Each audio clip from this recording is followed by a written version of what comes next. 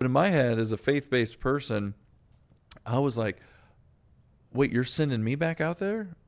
I'm supposed to die. I think I was supposed to die out there, and I didn't. And now God's kind of rewriting the story and making me go back out to die, because they just said I couldn't work anymore.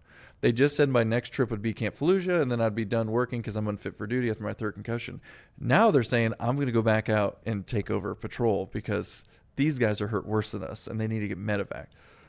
So we drove back there, man, on that same road, and I remember seeing the craziness of the car, the Humvee door be missing. I still don't know where the glass went. The glass is like this thick in the door, and it just wasn't anywhere. And this is the same day that you had just been blown up. Like an hour later. Like they just went and took over for us. And then by the time we got there, got checked out, they were already hit, and we had to go back. God. Another ID went off that day too, and like there ended up being like 4 people who couldn't work anymore, and just it was horrible. And but I drove back out there, and I remember the medevac coming in. They already medevaced the guy who was hurt, Weimer, who was like being medevaced out, and they came back for the civilians who were injured. Like they had blood all over their head, and like we wrapped them and sutured them up and stuff, and we're waiting for the medevac. And I remember still thinking I was going to die. I still got out of the truck. I thought I was going to probably be sniped, but I was like, you know what? I still can't just show up and not do anything. I'm a leader in this. So I get out. I remember running over there, checking on them, and my buddy, I think it was Egress, had them all wrapped up, or no, Mills. One of them had them all wrapped up. It wasn't even a corpsman. It was just a guy who knew basic combat lifesavers, had them wrapped up really nicely. And then I was like, you guys good? You guys good? And then the chopper came. We started moving them. I was like, I'm just going to go back to the truck. And I just went back to the truck and sat there.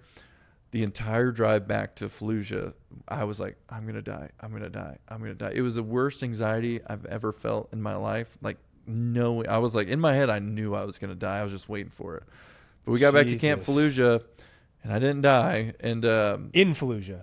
Yeah, so this Camp Fallujah's in Camp Fallujah's, yeah, in Fallujah. Or was in Fallujah. Yeah, and so I get back there, and they don't send me home. They don't send me to get a CAT scan. They don't do anything. And so I just, for the next 4 months, I'm just COG of Camp Grizzly. Camp Bellawood, it switched when I was there. Same camp inside of Camp Fallujah, but they switched names. I forget which one was first.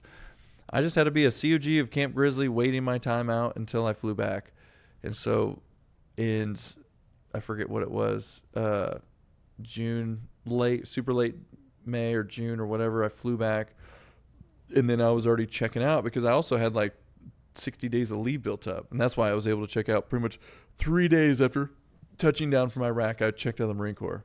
Wow. But they said, they're like, do you need to see medical? And I was like, I don't think so, because you didn't send me to see medical. And I didn't have to use my brain. So I would have expected that if I needed to, I'm like, you guys are the smart ones. Yeah. They kept saying they were going to send me to Balad when I was over in Iraq, and they just never did.